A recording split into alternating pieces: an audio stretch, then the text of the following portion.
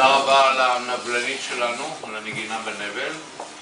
Just taking the harpies, but I know that our guest Jack speaks some Hebrew. So he spent few years in Israel. Yeah. In the 1950s.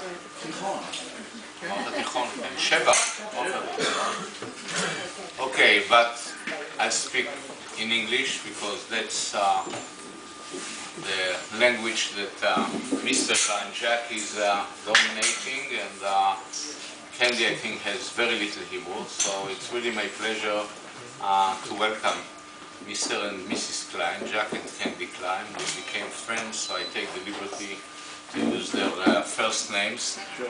And I think everybody who sits in this audience knows that very rarely I get excited when I speak publicly.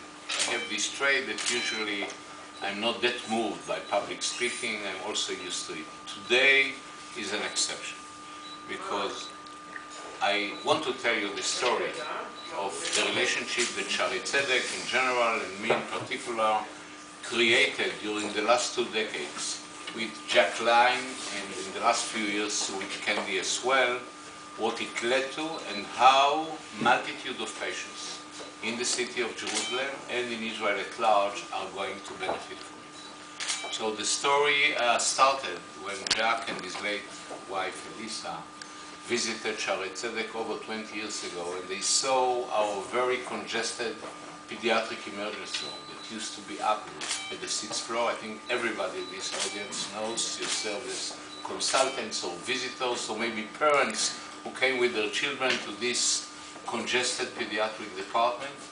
And at that time, over 2 decades ago, Jack gave us, with Elisa, of blessed memory, $300,000 in order to expand, to develop the pediatric emergency.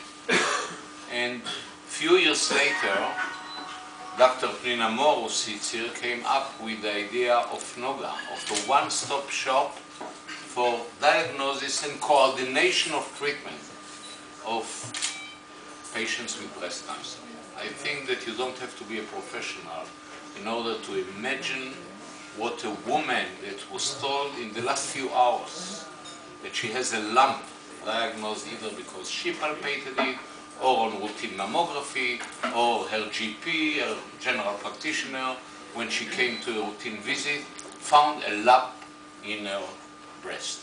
You can imagine that this woman does not have a moment of rest until her mind is put to rest, that there is a final diagnosis. We are talking about a potentially curable disease most of the times, and these are the steps that you have to undergo in order to get cured. NOGA, headed by Pnina, by Dr. Moore, one of the few nurses in Shaare Zedek, I would say in Israel, that have a PhD and they have a doctorate, and she founded NOGA Clinic. And this is a one-stop shop for such women that within few hours, or the most 1 day, can be diagnosed, worked out, and have a plan. Have a plan for surgery, have a plan for chemotherapy, and if they are not fully diagnosed, I mean, for biopsy, sometimes ultrasound and MRI. I stated it in reverse order, but the principle is that we shorten the time of tension with the woman. And you were very open to that, even before you lost Elisa, although when I visited your home, your previous home in San Francisco, and presented to you the NOGA project, Elisa was already sick with breast cancer. And today we are closing a circle, because as I said in San Francisco last week when I came to the dinner in your honor, Candee and Jack, the diagnosis and treatment of breast cancer lies on 4 pillars. One pillar is the diagnosis, the genetics, the third pillar is the surgery, and the fourth pillar is the oncology. And actually Jack and Candee are closing a circle today because they both lost their spouses to breast cancer. Professor Cherry, you know how relatively rare is breast cancer in men. But Candee lost her husband many years ago, when he was in his 40s, to male breast cancer, and Jack lost his wife, Elisa, to breast cancer.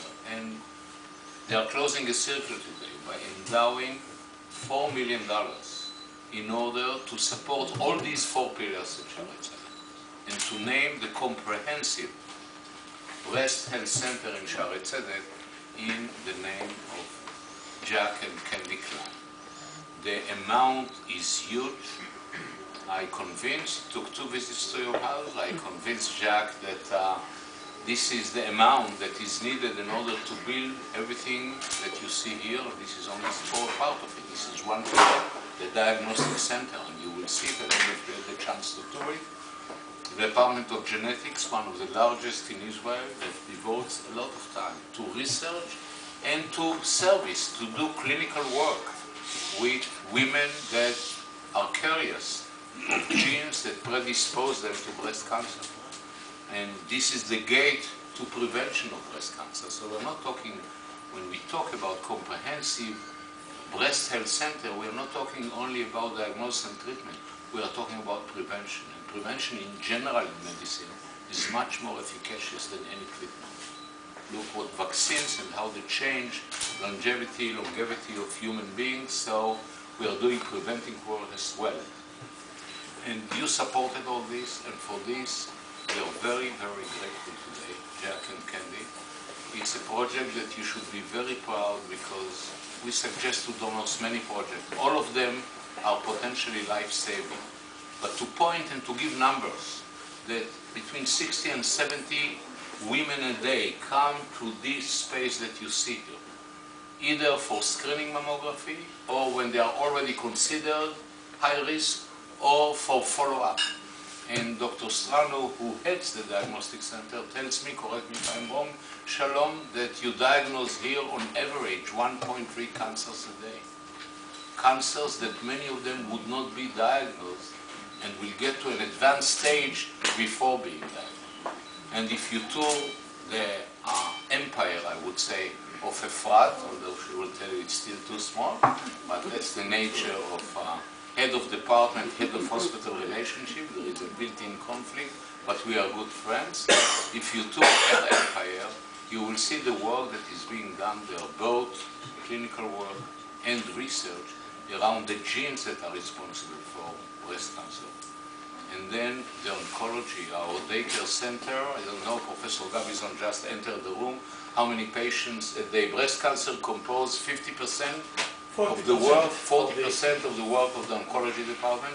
Professor Gabizon is a world-renowned oncologist. He heads the department at Shaare Zedek, and he's also the inventor of a medication that helps, among others, breast cancer patients too, but patients with many types of cancer.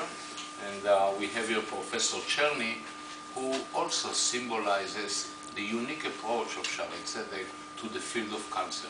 He's the head of the palliative care unit, where you concentrate on alleviation of pain and suffering. And we say pain, when we say pain, we mean not only physical pain, but also emotional pain. And we concentrate on that, and everything is under your umbrella. And then, last but not least, is Dr. Carmon. He's a modest guy, he sits in the last row, who does what? 450 breast cancer surgical procedures a year. The number is right, which is by far the largest in this city and one of the largest in Israel. And in combination, this team of 4 functionaries really give the best chance that a woman with breast cancer could have. So thank you very much for having the vision to support this huge project that is of immediate benefit to so many patients every day and every month. And it's quite rarely that donors can see how lives are being saved immediately thanks to their donation. So thank you very, very much for that, and I would like to invite Professor Efrat Lahat to say a few words.